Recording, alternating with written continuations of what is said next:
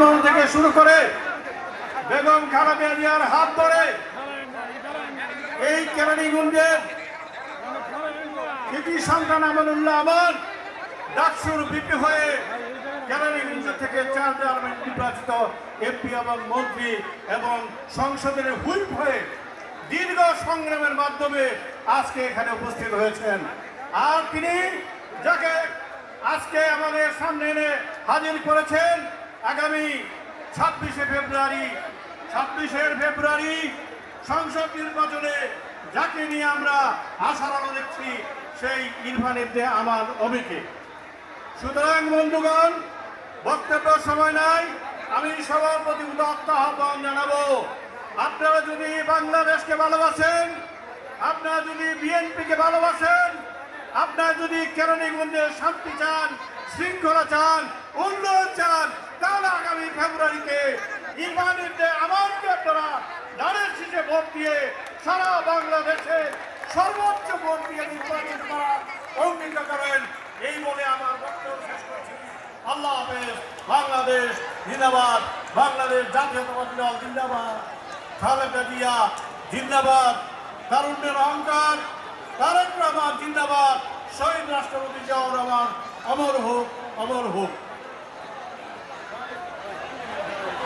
এখন আপনাদের মাঝে বক্তব্য রাখছেন ইসলামী বিশ্ববিদ্যালয় কলেজ ছাত্র দলের সোনালী অতীত মাস্টার কৃতি সন্তান মেজর অবসরপ্রাপ্ত মবিনুর রহমান পাঞ্জু আপনাদের মাঝে বক্তব্য রাখছেন। গলাতিয়ার কৃতি সন্তান মবিনুর রহমান পাঞ্জু এখন বক্তব্য রাখছেন।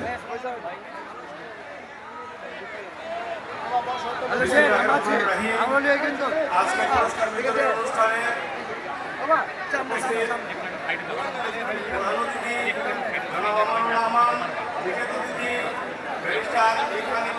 আমান অমি এবং বিভিন্ন জায়গা থেকে আগত সম্মানিত অতিথিবৃন্দ, সবাইকে আমার সালাম দিয়ে 1 মিনিটের সংক্ষিপ্ত বক্তব্য শুরু করছি। আসলে কেরানীগঞ্জ উপজেলার জন্য আমানুল্লাহ আমান কি প্রত্যেক বক্তার বক্তব্য থেকে আমরা পরিষ্কারভাবে সেটা বুঝেছি।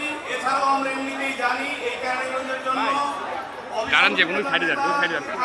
একমাত্র আমানুল্লাহ আমান। আমরা স্বাধীনতার পর থেকে এ পর্যন্ত কেরানীগঞ্জ যাদের হাতে শাসিত হয়েছে প্রত্যেককে আমরা চিনি। স্বাধীনতার পর থেকে কেরানীগঞ্জ যাদের হাতে শাসিত হয়েছে তাদের প্রত্যেকের সাথে যদি আপনারা তুলনা করেন তাহলে আমি বাকি নেতাদের কাউকে যদি 5 কাউকে 7 মার্কিং করি সেখানে আমানুল্লাহ আমান পাবে 99। এটা আমার বিশ্বাস আপনাদের সবার কাছে। আমানুল্লাহ আমান কি কে এবং ওনার যোগ্যতা কি এটা বিস্তারিত বলার মতো সময় এখন আমার হাতে নেই।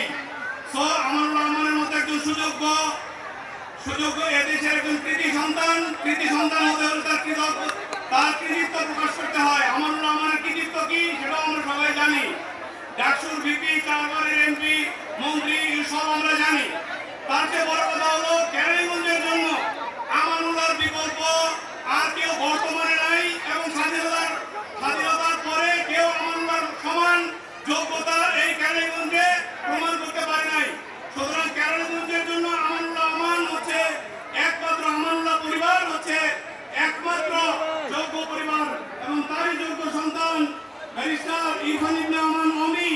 তাকে আমরা আগামীবার এই কেরানীগঞ্জে বিপুল ভোটে জয়যুক্ত করে তাকে কেরানীগঞ্জের বাহক হিসেবে আমরা নির্ধারণ করব, এই আশা ব্যক্ত করে আমি আমার সংক্ষিপ্ত বক্তব্য শেষ করছি।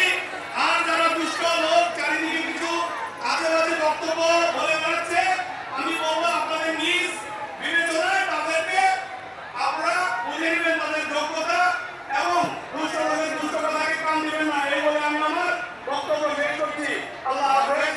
বাংলাদেশ জাতীয়তাবাদী জিন্দাবাদ, ব্যারিস্টার ইরফান ইবনে আমান জিন্দাবাদ, আমানুল্লাহ আমান অমি জিন্দাবাদ। এখন আপনাদের মাঝে বক্তব্য নিয়ে আসছেন ছাত্র ইউনিয়ন বিএনপির সাবেক সভাপতি, কেরানীগঞ্জ বারুল উপজেলা বিএনপির সম্মানিত কোষাধ্যক্ষ জনাব তারেক ইমাম বাবুল। বিসমিল্লাহির রহমানির রহিম। আজকের মহাসমাবেশ সম্মানিত সভাপতি উপস্থিত আছেন প্রধান অতিথি হিসেবে কেন্দ্রীয় মোহাম্মদ কাউন্সিল নেতা কেন্দ্রীয় মন্ত্রী জাতীয়পতি কেন্দ্রীয় বলতে জাতীয়পতি